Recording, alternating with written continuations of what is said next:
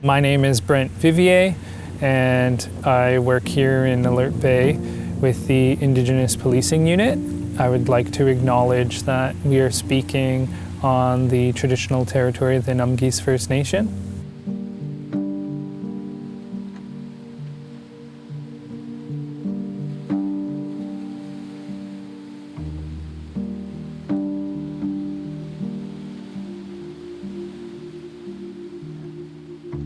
A majority of my family was supportive because they saw it as the same way I did, as being able to move forward in a good way and to understand where we came from and the intergenerational trauma that we've all experienced, including myself, and trying to figure out how me, as just a constable in the RCMP, could have that impact to move forward in a better way. And so my family supports me. I feel like I wouldn't have the skills and the abilities to do the job now the way that I do it without that family connection and that history.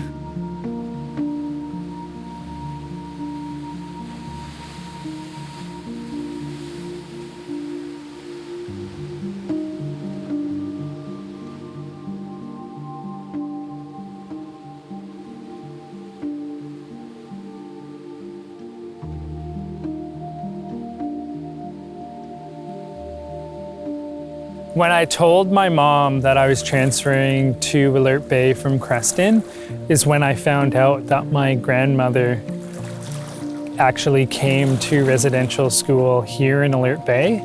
Not only did my grandmother come here, but two of her sisters had come here. And my mom said she doesn't know if it was specifically the residential school or not, but that one of my grandmother's sisters just never came back home, and nobody, even to this day, knows whatever happened to her.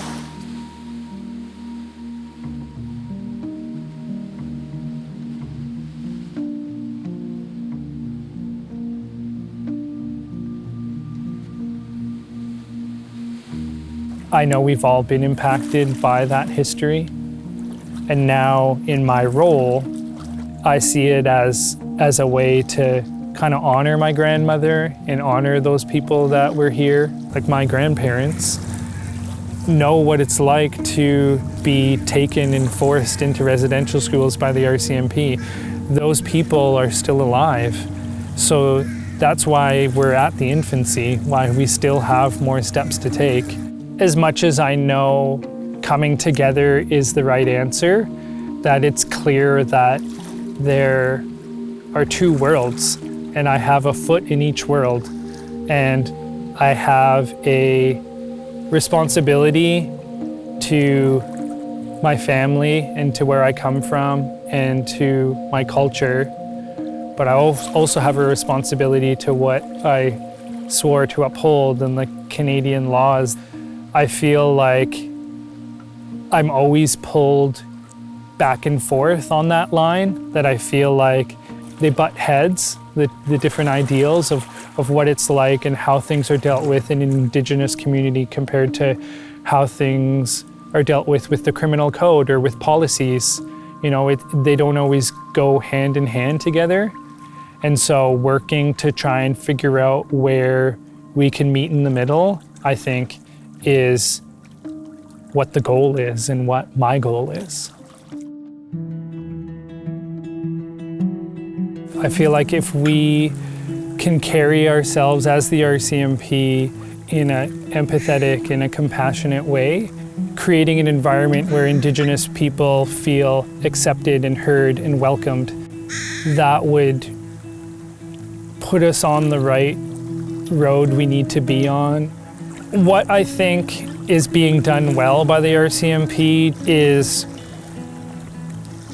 having Indigenous policing services as a unit. It gives us the ability to specifically have members go into communities to communicate and to ensure that those Indigenous communities have a voice with how policing's handled in their area and in their communities and on their traditional territories. Every detachment is policing a different nation, and every nation has a different way of doing things and has a different relationship with the government and a different relationship with the police. Something that we've put together is a 2-day cultural training program.